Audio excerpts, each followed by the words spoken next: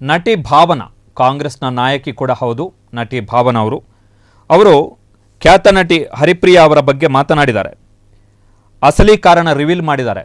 ಖ್ಯಾತ ನಟಿ ಹರಿಪ್ರಿಯಾ ಚಿತ್ರರಂಗ ತೊರೆದಿದ್ದು ಯಾಕೆ, ಅಸಲಿ ಕಾರಣ ರಿವೀಲ್ ಮಾಡಿದ್ದಾರೆ ನಟಿ ಭಾವನಾ.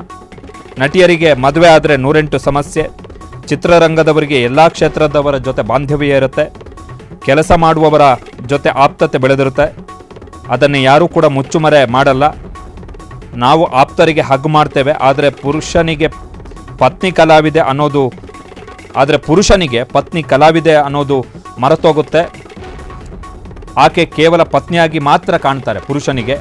ಹರಿಪ್ರಿಯಾ ಇನ್ನೂ ಯಂಗ್, ಅವರೀಗ ಚಿತ್ರರಂಗದಿಂದ ದೂರ ಆಗಿದ್ದಾರೆ. ಮದುವೆಯಾದ ಬಳಿಕ ಹರಿಪ್ರಿಯಾ ಸೈಡ್ಲೈನ್ ಆದರು. ಹರಿಪ್ರಿಯಾ ವಿಚಾರದಲ್ಲಿ ಬೇಸರ ಹೊರಹಾಕಿದ್ದಾರೆ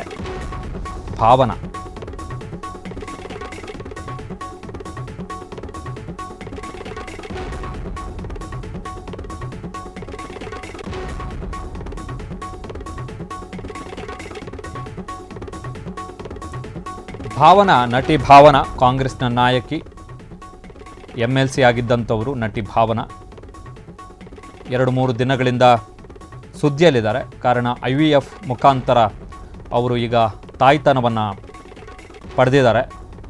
ಮದುವೆಯಾಗದೆ ತಾಯಿ ಆಗ್ತಾ ಇದ್ದಾರೆ. ಸೊ ಅವರು ನಟಿ ಹರಿಪ್ರಿಯಾ ಅವರ ಬಗ್ಗೆ ಮಾತನಾಡಿದ್ದಾರೆ. ಯಾಕೆ ಸಿನಿಮಾ ರಂಗದಿಂದ ನಟಿ ಹರಿಪ್ರಿಯಾ ಅವರು ದೂರ ಆದರು ಅಂಥೇಳಿ ಅವರು ಕೊಟ್ಟಿರುವಂಥ ಕಾರಣ ಏನು ಅಂತ ಹೇಳಿದ್ರೆ, ನಟಿಯರಿಗೆ ಮದುವೆ ಆದರೆ 108 ಸಮಸ್ಯೆ.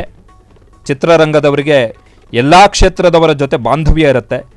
ಕೆಲಸ ಮಾಡುವವರ ಜೊತೆಗೆ ಆಪ್ತತೆ ಬೆಳೆದಿರುತ್ತೆ. ಅದನ್ನು ಯಾರೂ ಕೂಡ ಮುಚ್ಚುಮರೆ ಮಾಡೋಕ್ಕಾಗಲ್ಲ.